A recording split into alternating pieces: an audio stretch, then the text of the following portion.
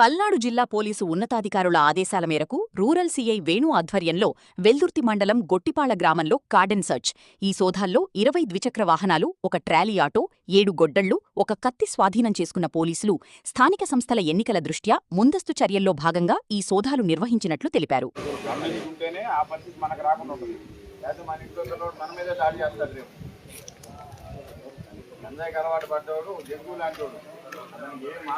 అందరికీ నమస్కారం. ఈరోజు మా సీనియర్ ఆఫీసర్స్ ఉత్తర్వుల మేరకు వెల్దుర్తి మండలం గొట్టిపాళ్ల గ్రామంలో కార్డినెన్స్ చర్చ నిర్వహించడం జరిగింది.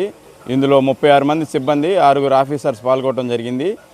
ఈ కార్డినెన్స్ చర్చలో భాగంగా ప్రతి ఇంటిని సోదా చేయడం జరిగింది. అలాగే డాక్యుమెంట్స్ లేని వెహికల్స్ని 20 వెహికల్స్ని సీజ్ చేయడం జరిగింది. 7 గొడ్డళ్ళు, ఒక కర్ర, కత్తి కూడా వాటిలో ఉన్నాయి.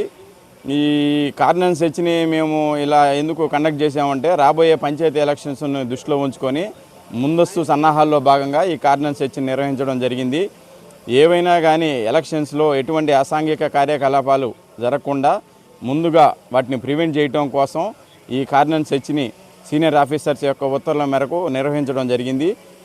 అంతేకాకుండా ఈ కార్డినెన్స్ చర్చలో ప్రతి ఇంట్లో ఏవైతే వెహికల్స్ని మేము సీజ్ చేసి తీసుకొచ్చామో వాటిని ఒరిజినల్ డాక్యుమెంట్స్ సబ్మిట్ చేసి ఎవరైతే ఆ వెహికల్ ఓనర్స్ ఉన్నారో 24 అవర్స్లో ఎస్ఐ గారిని కలిసి, వెల్దుర్తి ఎస్ఐ గారిని ఆ డాక్యుమెంట్స్ చూపించిన తర్వాత వెహికల్స్ని తీసుకొని వెళ్ళిపోవచ్చు.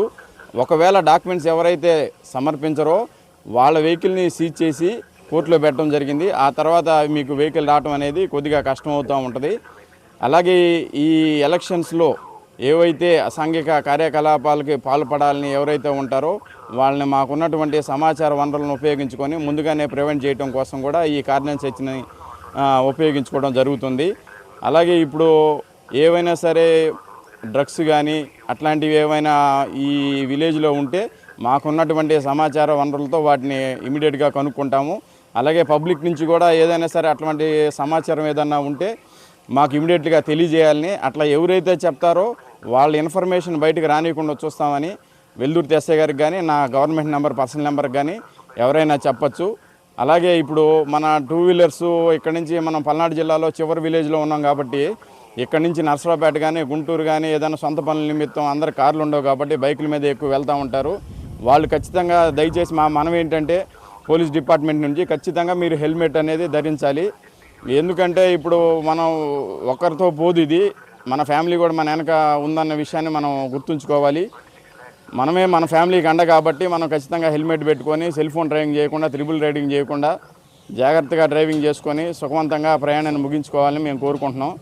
అలాగే ఎప్పుడు ఎట్టి పరిస్థితుల్లోనూ ఆల్కహాల్ తీసుకోకుండా బండి డ్రైవ్ చేయాలని మేము తరచుగా డ్రంక్ అండ్ డ్రైవ్ టెస్టులు కండక్ట్ చేస్తూ ఉంటాము.